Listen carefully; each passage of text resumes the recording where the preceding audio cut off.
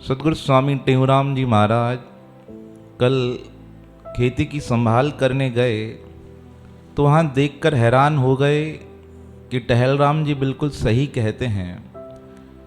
पक्षी हैं पर फल नहीं हैं। फलों के बाग में पेड़ तो हैं पर फल अभी तक आए नहीं हैं जो व्यापार चल सके। अब खेती पर गए, खेती पर देखने लगे कि अनाज की फलियां तो आ गई हैं पर उन फलियों में फल नहीं लगा है। सदगुरु महाराज जी 3-4 दिन लगातार खेती बाड़ी पर गए और भजन गाते थे। कई किसान श्रद्धालु उनसे मिलने आते थे। 7-8 दिन व्यतीत हुए। एक दिन टहलराम जी कहने लगे, अगर आज आप दुकान पर बैठो तो मैं खेती और बगीचे का चक्कर लगा कर आऊँ। सदगुरु महाराज जी का जैसी आप आज्ञा करो। अब सदगुरु टेऊराम महाराज जी आज दुकान पर बैठे हैं। दुकान पर उनके बैठते ही जो फकीर थे, गरीब थे, स्वामी जी के भक्त थे, वो मांगने के लिए आ गए। स्वामी जी को देखकर प्रसन्न हो गए। सत्संग कीर्तन चलने लगा। अब टहलराम जी दुकान से निकले थे तो दुकान के डब्बों में सामान था ही नहीं। पर सदगुरु टेऊराम महाराज जी जैसे ही वहाँ पहुँचे, स्वयं रिद्धि सिद्धि के मालिक थे, परमात्म स्वरूप थे। जितने भी लोग आए वहाँ पर सदगुरु महाराज जी ने सबको अनाज बांटना प्रारंभ कर दिया। जिस डब्बे में हाथ डालें उस डब्बे से क्या आ जाए, सामान निकले। दाल के डब्बे में जो खाली था वहाँ दाल निकल रही है, चावल के डब्बे से चावल निकल रहा है, आटा निकल रहा है। जो व्यक्ति जो सामान मांगे सदगुरु महाराज जी उसे देते जाएं। सब लोग सोचने लगे, इतने दिन दुकान चल नहीं रही थी, टहलराम कहता था धंधा नहीं है, और स्वामी जी आज आए हैं और क्या चालू कर दिया है, भंडारा देना चालू कर दिया है। सबने सदगुरु महाराज जी की जय जयकार की। उधर टहलराम जी खेती पर गए तो खेती को देखकर प्रसन्न हो गए। कहा 7 दिन पहले तक इसमें फल नहीं था, अनाज नहीं था, आज तो ये खेती क्या कर रही है, लहरा रही है। और इस खेती के अंदर क्या है, अनाज आ गया है। विचार किया ये कैसे हो सकता है, 7 दिन तक कोई भरोसा नहीं और 7 दिन के अंदर इतना कमाल। आगे गए चक्कर लगाने तो सब तरफ किसान प्रसन्न लगे पड़े थे। किसान कहने लगे, अरे टहलराम जी, हम तो इस बार बहुत निराश थे कि खेती क्या हो जाएगी, खराब हो जाएगी, हम कर्जा भी नहीं उतार सकेंगे। पर हम सच्ची कहते हैं, जब से सदगुरु स्वामी टेऊराम महाराज जी खेत में आए हैं, खेत में कमाल हो गया है। उनके यहाँ आते ही इस खेती की बालियों में अनाज आ गया है। हम बाजरे को लेके चिंतित थे, पर ऐसा लगता है अब तो बाजरा इतना उतरेगा कि अगले वर्ष के लिए भी हमें धन बहुत प्राप्त हो जाएगा। टहलराम जी प्रसन्न हुए। अब खेत से होकर बगीचे में आए। अब बगीचे को देखकर तो बहुत हैरान हो गए। क्या देखा बगीचे में, जिन बगीचों में आम के फल भी नहीं थे, छोटे छोटी कैरी लगी पड़ी थी। अब जैसे ही अंदर गए तो क्या देखते हैं, वहाँ आम पके हुए लगे पड़े हैं। कहा 7 दिन पहले आया तो कुछ दिखाई नहीं दे रहा था, और अभी सारे वृक्ष कैसे लदे हुए हैं, आम ही आम, फल ही फल। सारे बगीचे में चक्कर लगाया और वहाँ के लोगों ने भी क्या कहा, आप सदगुरु महाराज जी के प्रति वैर विरोध मत रखिए। कहा देखो 7 दिन में सदगुरु टेऊराम महाराज ने क्या कर दिया, सूखे वृक्षों पर भी क्या आ गए हैं, फल आ गए हैं। जब टहलराम जी ने ये सब देखा ना, तो आज मन बहुत गिलानी से भर गया। सोचने लगे, मैं सारी उम्र सदगुरु स्वामी टेऊराम महाराज जी को डांटता रहा, फटकारता रहा, पर मेरे घर परमात्मा थे, मैं उन्हें पहचान ही नहीं सका। बहुत मन में गिलानी हुई, बहुत दुख हुआ। सोचा अभी का अभी जाऊंगा और सदगुरु महाराज जी से क्षमा मांगूंगा। और वहाँ सदगुरु स्वामी टेऊराम महाराज जी क्या कर रहे थे, अन्नदान कर रहे थे। सदगुरु टेऊराम महाराज जी के पास और भावुक होकर आए। दूर से देखते हैं तो बहुत लोग आ रहे हैं, क्या लेके जा रहे हैं? अनाज लेके जा रहे हैं। स्वामी जी के नज़दीक आए तो देखते हैं कोई व्यक्ति आया, उसे 3 किलो चावल दे दिए। वो व्यक्ति लेकर चला गया तो स्वामी जी को देखकर चरणों में गिर गए। स्वामी जी ने उठाकर हृदय से लगाया, क्या करते हो आप हमारे बड़े भाई हो, आप तो हमें सेवा का मौका दो। देखो सदगुरु टेहराम महाराज जी की नम्रता। कहा आप हमें सेवा का मौका दो, आप क्यों प्रणाम करते हैं, हमें हक है आपको प्रणाम करने का। कहने लगे मुझसे बड़ा अपराध हुआ है कि परमात्मा मेरे घर बैठा है और मैं उसे पहचान नहीं सका। स्वामी जी ने कहा ऐसी बात नहीं है। तब टहल राम जी ने पूछ लिया कि आपने ये चावल कहाँ से दिए, चावल तो थे नहीं। तो सदगुरु टेहराम महाराज ने अपनी लीला प्रकट नहीं की। कहा ये डब्बे देखो भरे तो पड़े हैं, मैंने कहीं से नहीं दिया। अब टहल राम जी ने सारे डब्बे खोल कर देखे तो क्या है, सारे डब्बे भरे पड़े हैं। सामान इतना है कि डब्बों के अतिरिक्त भी सामान जमीन पर पड़ा है। टहल राम जी सोचने लगे सुबह तो यहाँ पर कुछ भी था नहीं। सदगुरु टेहराम जी से पूछते हैं कहीं से मंगाया है क्या? स्वामी जी ने कहा मैंने तो कहीं से नहीं मंगाया है, आप मुझे बैठा कर गए थे, मैंने तो आकर सामान देना प्रारंभ कर दिया। फिर तो और भाव जागृत हो गया, चरणों में ही बैठ गए सदगुरु स्वामी टेहराम महाराज जी के। अब टहल राम जी बड़े भाई हैं और कहाँ बैठ गए, चरणों में।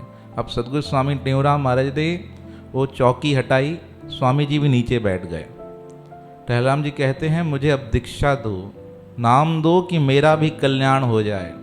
लोगों से बहुत सुना था पर आज मेरी आंखें खुल गई। आप क्यों ऐसी लीला करते हो, घर पे रहकर मुझे ही माया के बंधन में बांध दिया, जो मैं ही आपको पहचान नहीं सका। तो स्वामी जी मुस्कुराने लगे, कहा सब प्रभु की माया है, अभी आपके नेत्र खुले हैं, आप चिंता मत करो, आप सत्संग का श्रवण करो, आपका कल्याण हो जाएगा। अब इस प्रकार सदगुरु महाराज जी ने बहुत सुंदर स्वरूप से अच्छे तरीके से भाई से वार्ता की और टहल राम जी का मन सदगुरु स्वामी टेहराम जी के प्रति और अधिक बढ़ गया। बार बार मन में एक ही गिलानी आए कि मैंने स्वामी जी को डांटा है, मैंने स्वामी जी के ऊपर बहुत क्रोध किया है।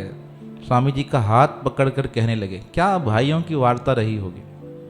स्वामी जी का हाथ पकड़कर कहने लगे मुझे क्षमा कर दो ना, लोग आपको पूछते हैं, मानते हैं और मैं घर रहकर भी आपको पहचान न सका। स्वामी जी ने अपने हाथों से टहल राम जी के आंसू पोंछे, कहा उदास मत हो, चिंता वाली कोई बात नहीं है, हम तो सदैव आपको क्या मानेंगे, अपने पिता तुल्य। हमारे पिताजी के बाद आप ही हमारे बड़े थे जिन्होंने हमें पाला है और आपका हमें डांटने का अधिकार है, आप हमें डांट सकते हो, आपका हक है। वैसे कौन किसको डांटता है, जिसका प्रेम होता है, हक होता है, वही तो डांटता है। कोई अनजान व्यक्ति किसी को डांटेगा, कभी नहीं डांटेगा। जिसका प्रेम होगा ना, हक रखेगा, वही डांट सकता है। और एक बार आप उसे कह दो कि आपका डांटना मुझे अच्छा नहीं लगता, तो नेक्स्ट टाइम कभी आपको बोलेगा भी नहीं, कहेगा जब अच्छा नहीं लगता तो बोलने का हक भी हमारे पास नहीं है। तो सदगुरु स्वामी टेहराम महाराज ने कहा आप सत्संग करो, संतों का संग करो, आपका भी कल्याण हो जाएगा। रात को सत्संग प्रारंभ हुआ और सदगुरु टेहराम महाराज ने सत्संग किया। बचपन में जो हरि भजे जगते रहे उदास, तीरथ तापक जो वहीं कब आवे हरिदास। कहा जो बचपन से सत्संग करता है, महापुरुषों के संग में रहता है, जगत से उदास रहता है, कहा ऐसे महापुरुष की इंतजार में, ऐसे महापुरुष का इंतजार कौन करता है, तीर्थ भी ऐसे महापुरुष का इंतजार करते हैं कि कब ऐसा हरिजन हमारे पास हमें दर्शन देने आएगा। एक महापुरुष ने पूछा किसी से कि इतने लोग पाप कर्म करके तीर्थ में आते हैं, तो यह तीर्थ किस प्रकार इन सब का पाप अपने पास रखते हैं। तो संतों ने कहा चलो हरिद्वार तीर्थ है, उसी से पूछ लेते हैं। दोनों हरिद्वार आए। हरिद्वार में माँ गंगा में स्नान किया और माँ गंगा से ही पूछ लिया, माता इतने लोग पाप कर्म करके आते हैं आपके पास, तो फिर आपके पाप कहाँ जाते हैं, कैसे नष्ट होते हैं? तो माँ गंगा ने कहा, जब आप जैसे महापुरुष हमारे पास आते हैं, आपके दर्शन करने से हमारे पाप भी नष्ट हो जाते हैं। देखो कितनी बड़ी बात है। महापुरुषों के स्पर्श से, दर्शन से गंगा नदी जैसे दिव्यतम नदी के भी पाप समाप्त हो जाते हैं। तो सदगुरु टेहराम महाराज ने कहा, ऐसे संत का तीर्थ भी इंतजार करते हैं। जरा उपाय न हो सके, जरा आयु के माही, भव सागर के तरन में तरुण अवस्था आही। स्वामी जी ने कहा, अगर अपने जीवन को बनाना है तो यही अवस्था है अपने जीवन को सफल बनाने की, क्योंकि वृद्धावस्था में भक्ति में मन लगता ही नहीं है, हम बैठ ही नहीं पाते हैं। देखो जैसे जैसे शरीर की अवस्था बढ़ती है ना, हमारे शरीर की स्थिरता कम होती जाती है। आप देखिए बचपन में बच्चे कैसे गुलाटी मार देते हैं, उनको इधर फेंको उधर फेंको, इधर से उठा के उधर जंप लगाएंगे, उधर जाएंगे। अब आपको हम कहेंगे तो आप कर सकेंगे? एक सीढ़ी भी उतरने से पहले क्या करना पड़ता है, बहुत संभाल करनी पड़ती है। और एक सीढ़ी से भी पैर फिसल गए तो क्या 2 महीने बेड पे बैठे रहोगे? होगा ना, क्योंकि शरीर की अवस्था हो गई। कभी यही शरीर क्या करता था, 10-10 सीढ़ियां एक साथ उतर जाता था, 4-4 सीढ़ियां एक साथ उतर जाता था। आज हम वही हैं, पर शरीर की अवस्था बदली तो क्रिया भी बदल गई। तो सदगुरु महाराज ने कहा, परमात्म प्राप्ति का जो उपाय है किस अवस्था में कर लो, जल्दी, अति शीघ्र। क्योंकि हम सोचते हैं कि वृद्धावस्था आएगी, सत्संग सुनूंगा, क्या होगा, कल्याण हो जाएगा। ऐसा कल्याण होता ही नहीं। वृद्धावस्था में क्या होती है, आसक्ति जुड़ जाती है, अपने से ज़्यादा अपने बच्चों की चिंता हो जाती है। आप देखेंगे ना, बचपन में किसी की चिंता नहीं होती, जैसे ही अवस्था बढ़ती है अपनों से जो नज़दीक लोग होते हैं उनकी चिंता बढ़ जाती है। और अंतिम अवस्था कैसी आती है, बच्चा पूछे नहीं पूछे, इज्जत दे या नहीं दे, पर फिर भी क्या करते हैं, उसकी चिंता में अपना शरीर गलाते रहते हैं। कहा सदगुरु महाराज ने कहा, ऐसा मत करो, अपने जीवन को सफल बना दो। दूसरा दिन प्रातः काल हुआ, ऋषिकेश के एक संत जिनका नाम था बाला गोपाल जी, वह रहते तो पंजाब थे, पर ऋषिकेश में उन्होंने अपनी एक झाड़ी बना के रखी थी। वहीं पे संध्या भजन और तप करते थे। एक बार मन में इच्छा हुई कि सिंधु यात्रा करके आए, तो सिंधु यात्रा करने के लिए शिकारपुर पहुँचे। शिकारपुर से सक्खर आए, सक्खर से शहदादपुर आए। अब शहदादपुर में वो घूम रहे थे शहर में, तो उन्होंने भजन सुना। अब भजन सुनकर उन्होंने पूछा, किसका भजन है? तो किसी भक्त ने कहा, सदगुरु टेहराम जी द्वारा रचित है। कहा, ये महापुरुष कहाँ रहते हैं? कहा, ये सिंध के महापुरुष हैं, बहुत दिव्य लीलाएं करते हैं, अनेक चमत्कार किए हैं। इन्होंने सिंधु देश को बचाया है, खंडू नगर को बचाया है 2 बार। एक बार प्लेग की बीमारी से, दूसरी बार कैसे, फ्लड से बचाया है। पूरा दरिया डुबाने वाला था इनके गांव को, सदगुरु टेहराम जी की शक्ति से वो डूबने से बच गया।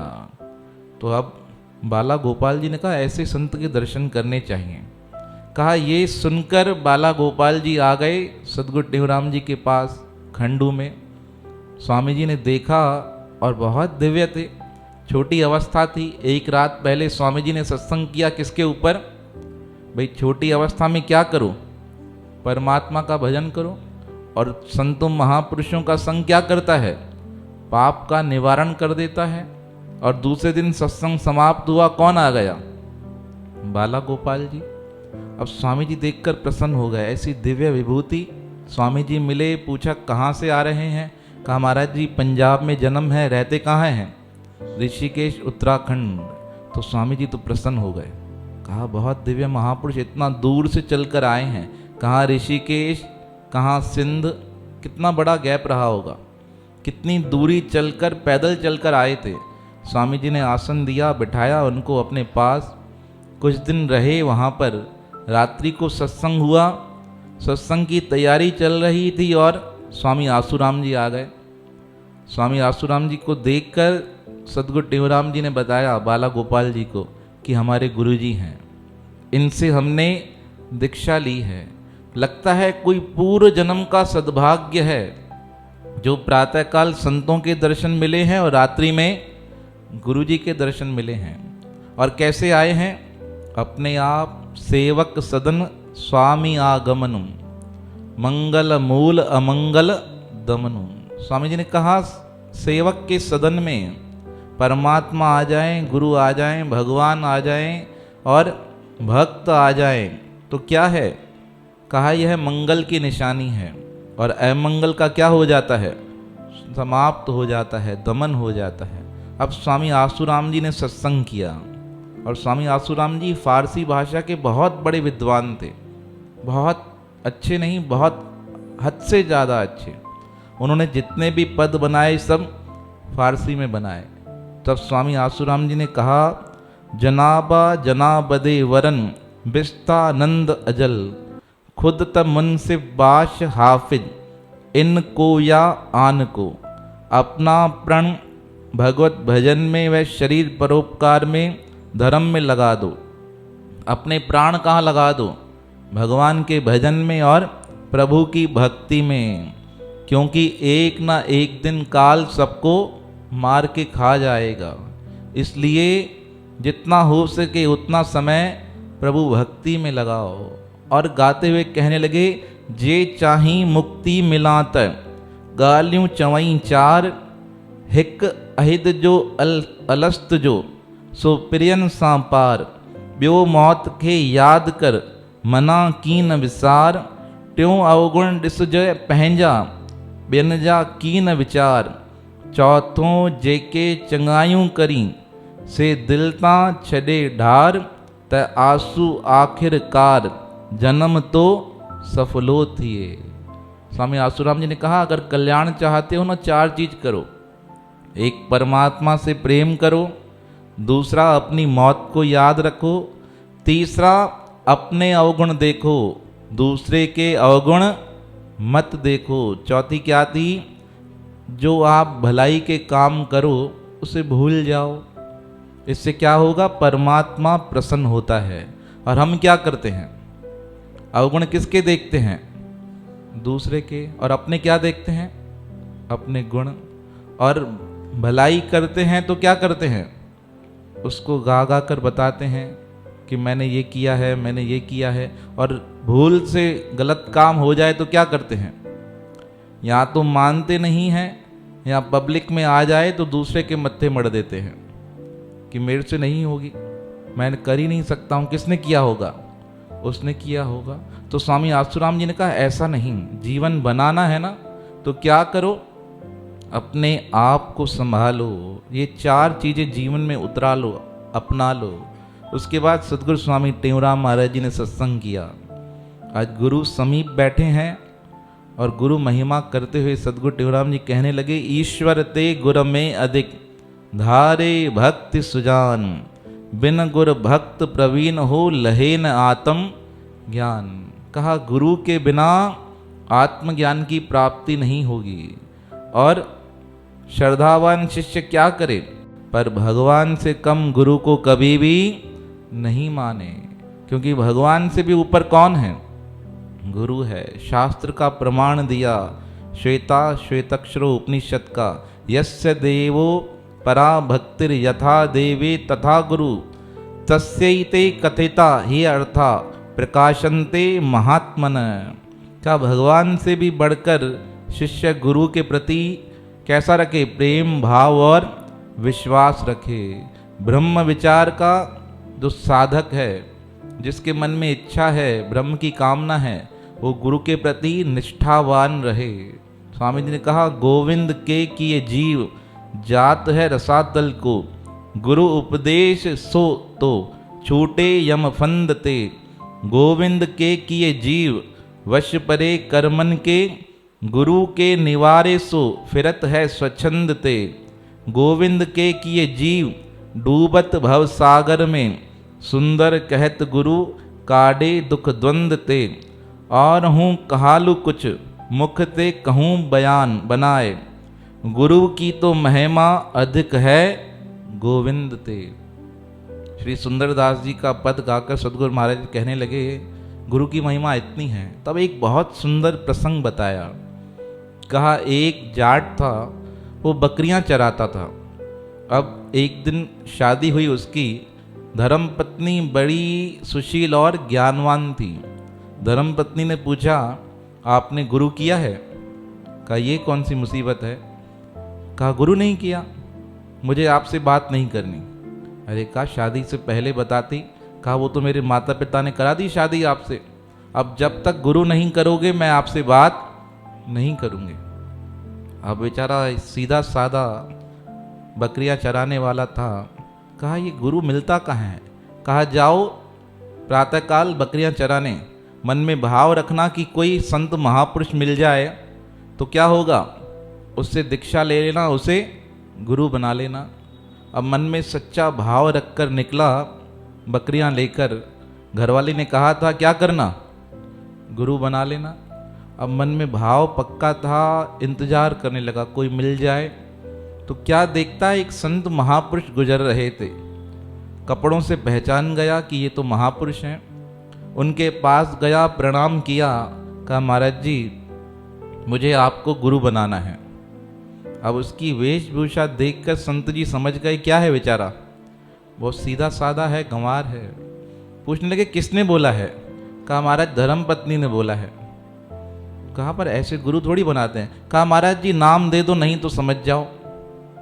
अब संत जी सोचने लगे समझ जाओ धमकी दे रहा है, पता नहीं क्या कर रहा है, हमें तो अब जाना है आगे। सोचने लगे अगर ऐसे निकल गए, फावड़ा हाथ में था, कहीं हमारे ऊपर ठोक ठका नहीं कर दे।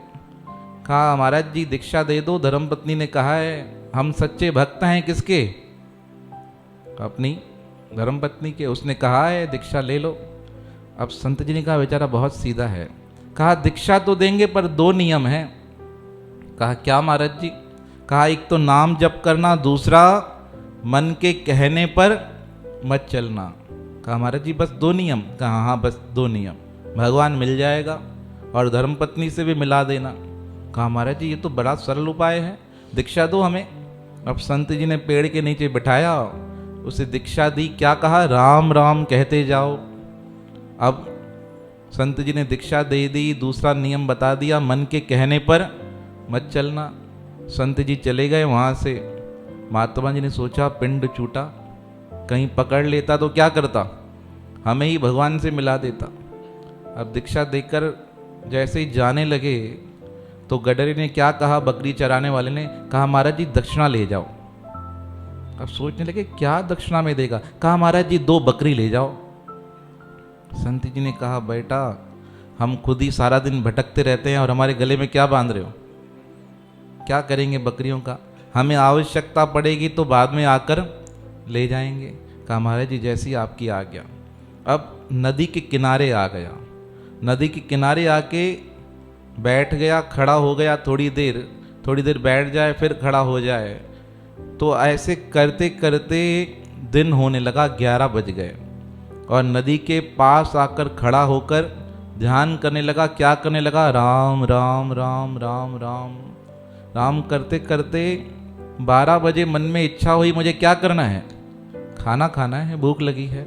अब जैसे ही खाना खाने का विचार हुआ तो गुरु जी की बात याद आ गई। गुरु ने क्या कहा था?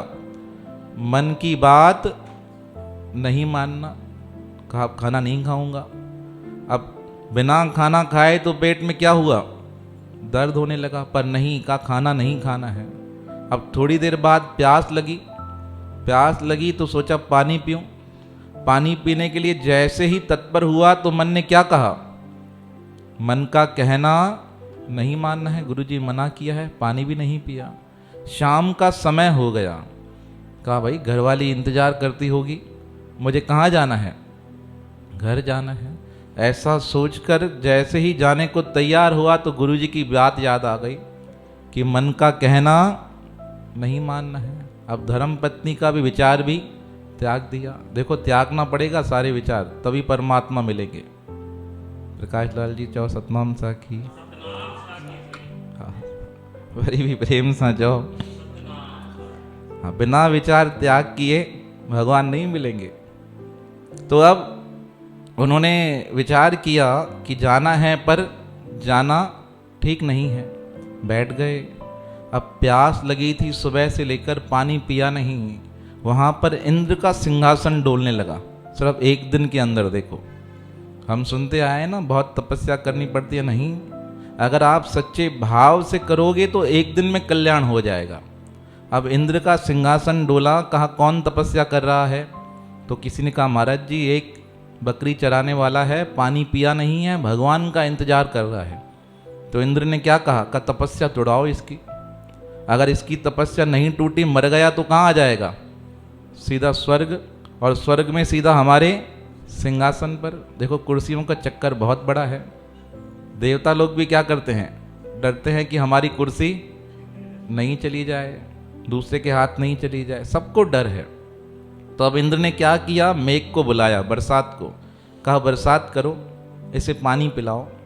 अब बरसात होने लगी, नदी का पानी ऊपर आने लगा, पैरों तक आ गया। और इसे क्या थी? बहुत प्यास थी। सोचा अब तो ऊपर से पानी आ रहा है, मुंह खोल के पानी पी लूं। पर फिर क्या याद आया कि मन का कहना नहीं मानना है, गुरुजी ने मना किया है। पानी पिया नहीं। अब पानी बढ़ते बढ़ते कमर तक आ गया। कहा अब तो सीधा डुबकी लगाऊंगा और क्या होगा? पानी पी सकता हूँ। फिर रोक लिया। और वहाँ इंद्र ने कहा बादल को, अरे और बढ़ाओ, अभी सारा दिन एक ही काम करना है, बरसात और बढ़ा दो। अब पानी बढ़ते बढ़ते कंठ तक आ गया। अब विचार किया उस जाट ने, क्या अब तो कुछ करना ही नहीं है, थोड़ा सा सिर नीचे करूंगा और क्या हो जाएगा? पानी। पर विचार किया, गुरुजी ने क्या किया है? मन के कहने पर नहीं चलना है। और उधर इंद्र ने कहा और बढ़ाओ बरसात, टंकी की स्पीड कम है क्या? तेज करो, जितना पानी है सब यहीं लगा दो। अगर ये बंदा मर गया तो कहाँ आ जाएगा? स्वर्ग में। पूरी शक्ति लगा दी। अब पानी बढ़ते बढ़ते कहाँ आ गया? मुख तक आ गया। बकरी चराने वाले ने सोचा अब तो मुख खोलूंगा और क्या होगा? पानी अंदर। और यहाँ इंद्र ने विचार किया, अब इसने पानी नहीं पिया और नाक तक पानी आ गया तो क्या होगा? मर जाएगा। वैसे तो देर से मरता, पर अब मेरे प्रयास से क्या होगा? जल्दी ऊपर आ जाएगा। लोग कहेंगे कैसा काम किया, खुद ने ही इसे कहाँ बुला लिया, अपने आसन पर विराजमान करा दिया। भागते गए भगवान विष्णु के पास। कहा महाराज जी दया करो, कल्याण करो, उद्धार करो। भगवान विष्णु ने पूछा क्या हुआ? कहा महाराज जी एक भक्त है, उसे प्यास लगी है पर पानी नहीं पी रहा है। कहा फिर तुम क्यों चिंता कर रहे हो, भले नहीं पिए? अरे कहा महाराज जी चिंता वाली बात ये नहीं कि वो पानी नहीं पी रहा है, चिंता वाली बात यह है कि मर गया तो कहाँ आ जाएगा। मैंने देवताओं को भी आपकी चिंता नहीं है, किसकी चिंता है?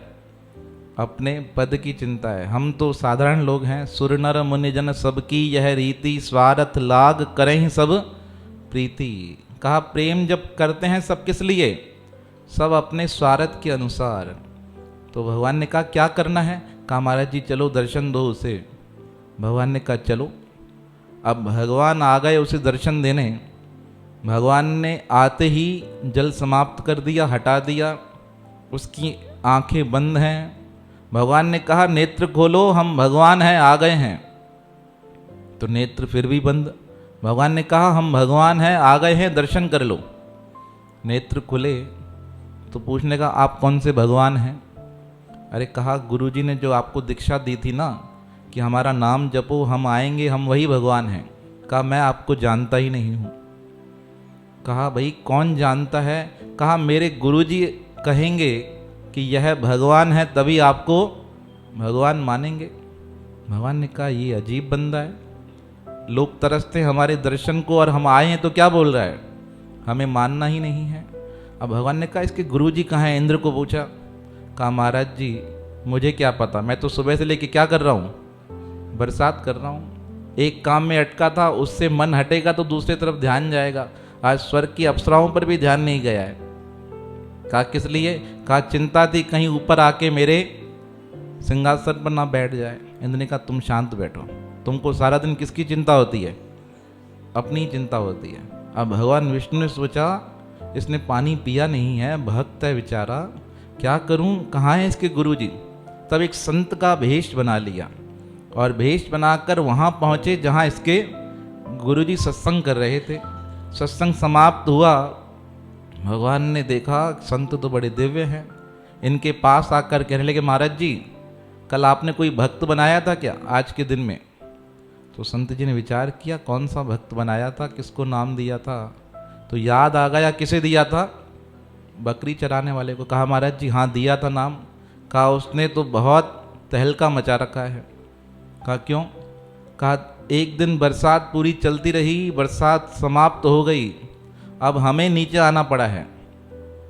तो उनकी बात सुनकर गुरुजी पूछते हैं आप क्यों नीचे आए हैं, आप कौन हैं? तब भगवान को बताना पड़ा कि मैं कौन हूँ, भगवान हूँ। गुरुजी प्रसन्न हो गए, भगवान स्वयं आए हैं। कहा मुझे चतुर्भुज रूप दिखाओ। तब उनके कहने पर भगवान ने अपना स्वरूप प्रकट कर दिया। शंख चक्र गदा पद्म शांताकारं भुजगशयनं पद्मनाभं सुरेशं विश्वाधारं गगन सदृशं मेघवर्णं शुभांगं लक्ष्मीकांतं कमलनयनं योगिभिर्ध्यान गम्यम वंदे विष्णु भवभयहरं सर्वलोकैकनाथनम। स्तुति की संत जी ने। कहा महाराज जी धन्य हो गया आपका दर्शन कर। कहा आप तो धन्य हो गए, अभी हमारा काम अटका पड़ा है। कहा चलो आपके भक्त के पास। कहा चलिए। अब गुरुजी को लेकर आए भगवान, और वो बकरी चराने वाला अभी अपने नाम जप में ही लगा हुआ था। गुरुजी ने कहा बेटा हम आ गए हैं। अरे वाह, धन्य हो गए गुरुजी की आवाज़ सुनकर। कहा महाराज मैं तो धन्य हो गया, और यहाँ पे दो व्यक्ति घूम रहे हैं, एक कहता है मैं इंद्र हूँ, एक कौन है? क्या भगवान? भगवान ने कहा ये तो गजब बंदा है भाई, अपने गुरुजी को क्या बता रहा है, हम यहाँ भटक रहे हैं, इसको दर्शन देने आए हैं। कहा बेटा ऐसा नहीं बोलते, ये भगवान है। कहा महाराज जी मैं तो जानता ही नहीं हूँ, मुझे तो पता नहीं भगवान क्या है, मैं तो सिर्फ जप कर रहा था और दोनों प्रकट हो गए दर्शन देने के लिए, ना तो इनको बुलाया था ना इनको निमंत्रण दिया था। तब गुरुजी ने कहा बेटा इन्हें प्रणाम करो, ये भगवान है, जगन नियंता हैं। अब एक तरफ गुरुजी खड़े थे, एक तरफ भगवान, तो विचार में पड़ गया किसे प्रणाम करूं, पहले गुरुजी को करूं या पहले भगवान को करूं। बहुत देर मन में संशय चलता रहा, क्या किया जाए क्या किया जाए। तब भगवान को ये कहा प्रभु आप ही रास्ता बताइए, भगवान हो तो भगवान ने रास्ता बता दिया। गुरु गोविंद दोनों खड़े काके लागू पाए, बलहारी गुर आपने जिन गोविंद दियो मिलाए। अब भगवान की प्रेरणा से समझ गए सबसे पहले गुरुजी को प्रणाम करना है। गुरुजी को प्रणाम किया, गुरुजी के प्रणाम के बाद भगवान को प्रणाम किया। भगवान ने कहा बेटा मांग लो क्या चाहिए। कहा महाराज जी मुझे तो कुछ आता नहीं मांगना, जो आपको अच्छा लगे वही दे दो। भगवान ने कहा कुछ तो मांग लो जो चाहिए। कहा महाराज जी ऐसी इच्छा है ना, तो मेरी धर्म पत्नी ने आपसे मिलवाया है, मेरी तो एक ही इच्छा है, मेरे घर चलो और मेरी धर्म पत्नी को चलकर दर्शन दो। भगवान ने कहा ये तो आफत में पड़ गए, एक तो दर्शन देना नहीं था, अब एक दिन में दर्शन मिल गया और क्या कह रहा है मेरी धर्म पत्नी को भी दो। अब भगवान ने कहा तथास्तु। अब भगवान को लेकर घर गया चिल्लाते चिल्लाते, अरे भाग्यवान देखो मैं गुरु भी करके आया हूँ और भगवान को भी, और कितने दिन में, और हमारे कितने समय हो गए गुरु किए, क्योंकि हमारे नाम जप में वो निष्ठा ही नहीं, गुरु के वचनों पर वह विश्वास ही नहीं, इसलिए समय लग जाता है। राम राम सबको कहे, कहने का विचार हर किसी का अलग अलग है, अपना भाव काम करता है। अब लेकर आए भाग्यवान, देखो आ जाओ बाहर, भगवान आए हैं।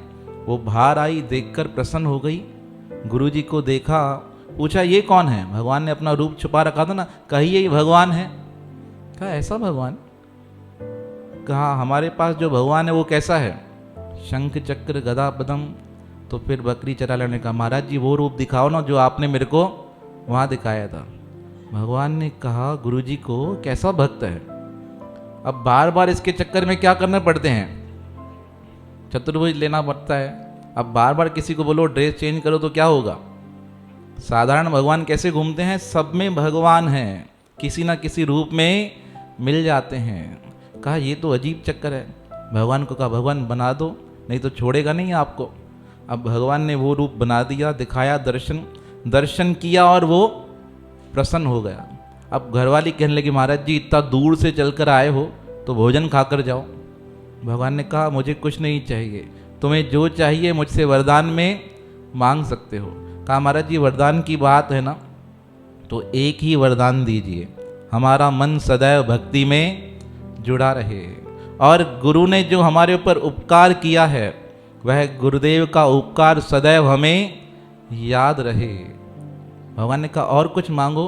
कहा हमारे घर खाना खा कर जाओ। अरे भगवान ने कहा यही तो टालनी थी बात। कहा महाराज जी अब बन गया है, खाना पड़ेगा। अब गुरु जी को भोजन खिलाया, भगवान ने भोजन खाया। इंद्र जी खड़े थे, तो इंद्र जी को देखकर वो बकरी चराने वाला कहता है महाराज जी ये सारा दिन ऐसे ही रहते हैं या कुछ हंसते भी हैं? तो अब इंद्र जी को मुस्कुराहट आ गई। कहा भोजन कर लो, भगवान ने आज्ञा दी। अब इंद्र ने कहना माना और भोजन किया। तो इंद्र को देखकर पूछते हैं आज सुबह से परेशान क्यों थे?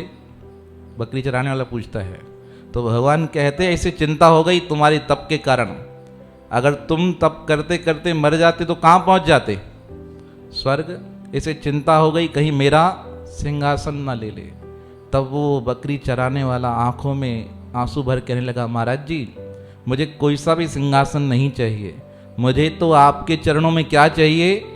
जगह चाहिए। और ऐसे महापुरुष गुरु के चरणों में जगह चाहिए जिनकी आज्ञा पालन से मुझे आज आपके दर्शन प्राप्त हो गए। तो सतगुरु महाराज ने सत्संग समाप्त करते हुए कहा बलिहारी गुर आपने देहवारी सदवार, जिन मानुष ते देवत कियो करत न लागी वार। कहा ऐसे गुरु पर बलिहार हूँ जिसने मुझे मनुष्य से क्या बना दिया? दिव्य बना दिया। इस प्रकार प्रसंग कर गुरु महिमा का स्वामी जी ने सत्संग समाप्त किया। रात्रि हुई, व्यतीत हो रही थी रात्रि, और माता कृष्णा को बहुत चिंता थी। माता कृष्णा आई, कहने लगी बेटा कल प्रातःकाल भोजन कैसे बनेगा? 4 दिन से पैसे उधार लेके रखे हैं और कल भोजन बनाना है। स्वामी टेवराम ने कहा बिल्कुल विचार मत करो, परमात्मा स्वयं भला करेंगे। अब प्रातःकाल हुआ, स्वामी जी नहाने गए, लौट कर आए तो क्या देखते हैं 25-30 लोगों का भोजन आ गया है। माता से पूछा कहाँ से आया है? कहा 3-4 लोग लेकर आए। कहने लगे सालारे में ईसरदास रहता है, उसने प्रोग्राम किया है, वहाँ से ये भोजन आया है। स्वामी जी ने कहा सबको खिला दो, बर्तन वापस दे दो। बर्तन वापस चले गए, सबने भोजन किया। दिन के समय स्वामी जी विश्राम करने गए, शाम को चक्कर लगाने चले गए संतों महापुरुषों के साथ। अब सालारे गांव का आलूराम शाम को सतगुरु महाराज जी के दर्शन करने आया तो माता कृष्णा से पूछा गुरुजी कहाँ हैं? कहा बेटा वो तो बगीचे में गए हैं सैर करने। तब माता कृष्णा पूछती आलूराम एक बात बता, आज सालारे गांव में कौन सा कार्यक्रम था? ईसरदास ने कौन सी ऐसी कोई अपना कार्यक्रम रखा था, उत्सव रखा था जो हम सब लोगों के लिए यहाँ भोजन भेजा था?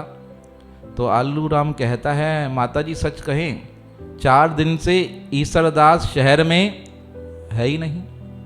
माता ने कहा ऐसे कैसे होगा? सुबह भोजन देकर गए उसके नौकर, कहा महाराज माता जी सच कहते हैं ईसरदास शहर में है ही नहीं, गया हुआ है बाहर। अब सतगुरु टेवराम जी टहल कर वापस आए। माता कहने लगी बेटा ईसरदास तो सालारे गांव में है ही नहीं, तो भोजन किसने भेजा? तो सतगुरु टेवराम महाराज जी को हंसी आ गई। कहा माता आप समझते नहीं हो। कहा बेटा बताना किसने भेजा। कहा माता ईश्वरदास ने नहीं भेजा होगा तो ईश्वरदास ने भेजा होगा। वो ईश्वर कौन है? सब दासों का ईश्वर है, उसने भेजा होगा। अब माता को बोल तो दिया पर माता समझी नहीं। दूसरा दिन हुआ, सदगुरु टेवराम जी ध्यान में बैठे थे। माता आई, बेटा आज के लिए भोजन नहीं है, 4 दिन से पैसे ले रखे हैं, अब जैसा तुम कहो। तो माता जी विचार कर रही थी, सदगुरु टेवराम जी सोचने लगे क्या करें। तो माता ने कहा टहल राम को, घर के जो बर्तन है ना वो बेच कर आ जाओ, गिरवी रख कर आ जाओ, उनसे जो पैसा मिले उससे क्या करेंगे? भंडारा करेंगे। देखो कितनी दिव्यता है। घर के बर्तन भी गिरवी रखा दिए, किसके लिए? संतों महापुरुषों की सेवा के लिए। टहल राम जी गए, बर्तन गिरवी रखाकर सामान लेकर आए, भंडारा हुआ, सब भंडारा पाकर प्रसन्न हुए। अब टहल राम जी कहते हैं सदगुरु टेवराम जी को कि अब खेती तैयार होने वाली है, मैं 15 दिन खेत पर ही रहूँगा और आप भी पीछे आते रहना, जैसे आपको मौका मिलते रहे आप कृपा करना वहाँ आने की। सदगुरु टेवराम जी ने कहा ठीक है, हम आते रहेंगे। इस प्रकार सदगुरु टेवराम जी से विदा लेकर टहल राम जी तो खेती पर चले गए।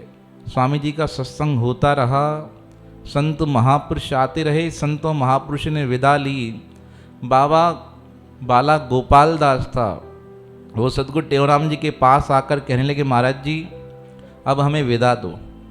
तो स्वामी जी का प्रेम हो गया था उनसे। तो स्वामी जी कहने लगे कहाँ जा रहे हो?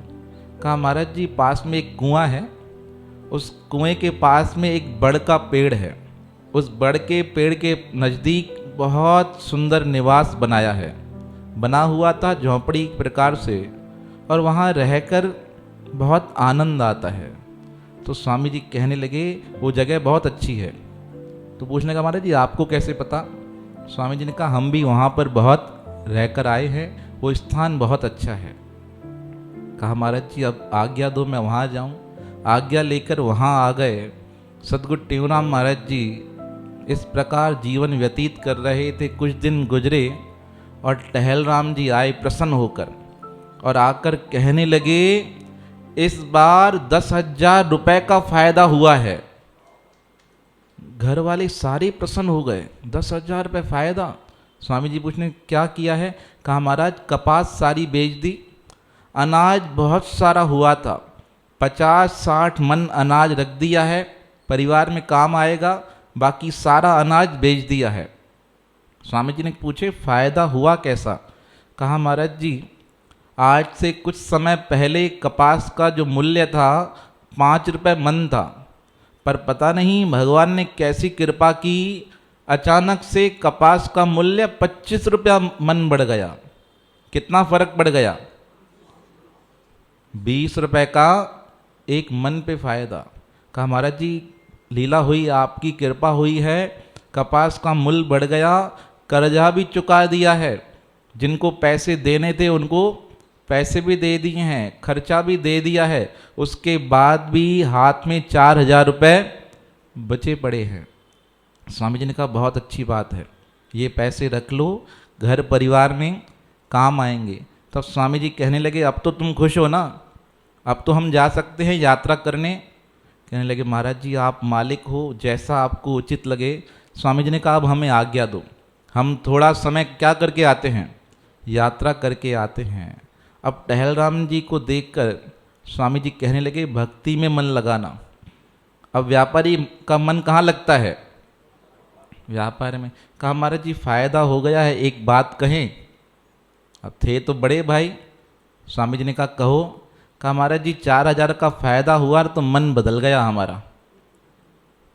स्वामी जी ने कहा जब फायदा नहीं था तो कह रहे थे दीक्षा दो, नाम दो। कहा महाराज जी वो तो लेंगे, पर अभी फायदा हुआ है तो हमारा मन क्या हुआ है? बदल गया है। स्वामी जी ने कहा कहो क्या हुआ?